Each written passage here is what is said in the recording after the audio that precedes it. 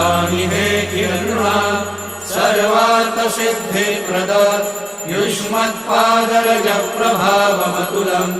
धाता विवक्ता क्षमः सद्भक्त्या शरणं कृताञ्जलिपुट सम्प्रापितोऽस्मि प्रभो श्रीमत्साई परेशपादकमला नान्यशरण्यं मम साई रूपधर राघवोत्तमं भक्तकामविबुधद्रुमं प्रभो माययोपहत चित्तशुद्धये चिन्तयामि महर्निशं मुदा शरत्सुधांशु प्रतिमप्रकाशं कृपाकपत्रं तव साईनाथ त्वदीयपादाब्जसमाश्रितानां स्वच्छायया तापमपाकरोतु उपासनादये